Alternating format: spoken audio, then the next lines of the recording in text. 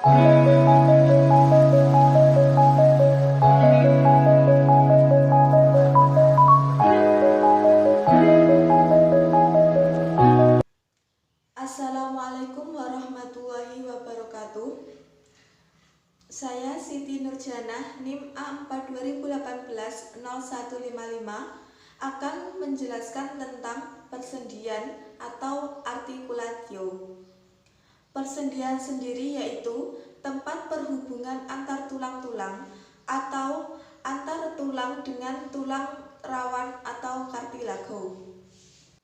Sendi memiliki beberapa fungsi, di antaranya yang pertama, menghubungkan bagian-bagian tulang dalam sistem skeleton. Yang kedua, memungkinkan untuk tulang tumbuh. Yang ketiga, memungkinkan perubahan bentuk posisi tulang saat persalinan atau melahirkan. Yang keempat, memiliki variasi dalam struktur dan fungsinya. Yang kelima, memungkinkan tubuh untuk bergerak sebagai respon dari kontraksi otot. Berdasarkan kemungkinan geraknya, persendian atau sendi dapat diklasifikasikan menjadi tiga, yaitu yang pertama, sinatrosis, persendian yang tidak dapat bergerak. Yang kedua, amfiartrosis, persendian yang gerakannya sedikit atau terbatas. Dan yang ketiga, diartrosis, persendian yang gerakannya bebas. Sinatrosis dibagi menjadi dua tipe. Yang pertama, sinifibrosis atau sutura, dan yang kedua, sinkondrosis. Sinifibrosis dihubungkan oleh jaringan ikat fibrosa, contohnya sutura pada kranium, sedangkan sinkondrosis dihubungkan oleh kartilago, tulang rawan hialin, contohnya antar rusuk dan tulang dada. Amfiartrosis dibagi menjadi dua tipe, yaitu simfisis dan syndesmosis. Simfisis dihubungkan oleh kartilago serabut pipi, contohnya tulang kemaluan dan antar tulang belakang. Sedangkan syndesmosis dihubungkan oleh jaringan ikat serabut dan ligamen, contohnya tibia dan fibula. Selanjutnya yaitu diartrosis. Berdasarkan jumlah aksisnya, diartrosis dibagi menjadi tiga. Yang pertama, artikulatio monoaksial, hanya mempunyai satu aksis, contohnya sendi ruas-ruas jari. Yang kedua, artikulatio biaksial, mempunyai dua aksis, contohnya hubungan antara humerus dan radius. Yang ketiga, artikulatio triaksial, mempunyai tiga aksis, contohnya sendi bahu atau artikulatio humeri dan sendi pinggul atau artikulatio coxae. Berdasarkan arah geraknya, diartrosis dibagi menjadi 6. Yang pertama, sendi engsel atau geng lumus, persendian yang memungkinkan gerakan satu arah saja, contohnya siku, lutut, mata kaki, dan ruas-ruas jari. Yang kedua, sendi pelana atau selaris, persendian yang memungkinkan gerakan dua arah, contohnya antar ibu jari dan metakarpal. Yang ketiga, sendi peluru atau exarthrosis, persendian yang memungkinkan gerakan ke segala arah, contohnya antara gelang bahu dan humerus.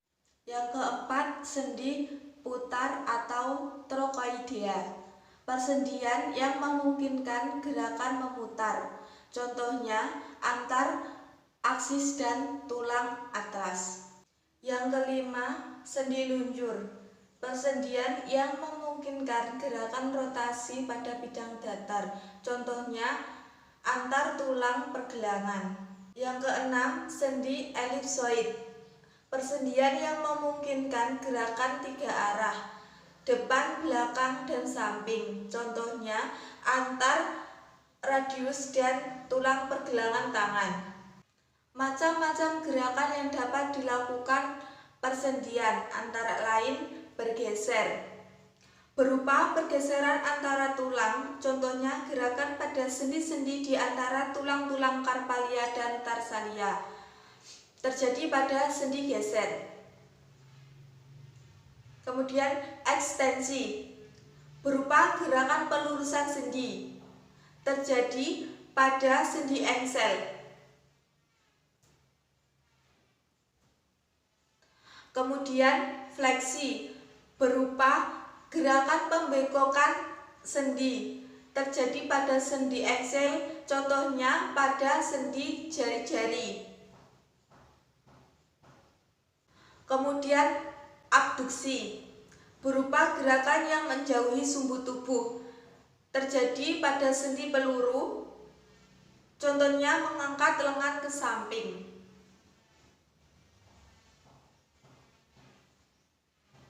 Kemudian abduksi, gerakan yang mendekati sumbu tubuh.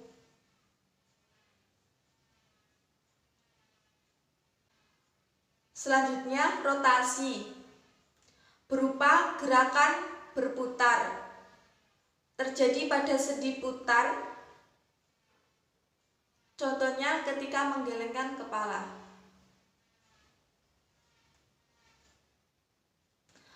Kemudian sirkumduksi, gerakan di mana ujung distal satu tulang membentuk satu lingkaran sedangkan ujung proksimalnya tetap, terjadi pada sendi peluru, contohnya gerakan memutarkan lengan satu lingkaran mengitari bahu. Selanjutnya pronasi, gerakan memutar lengan bawah untuk membalikan telapak tangan sehingga telapak tangan menghadap ke bawah bila lengan bawah ditaruh di atas.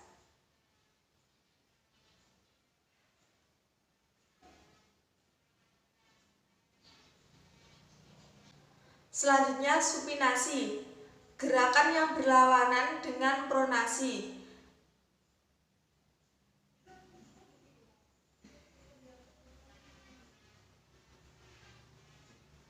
Protraksi yaitu gerakan mendorong mandibula keluar. Dan yang terakhir retraksi, gerakan mandibula ke dalam.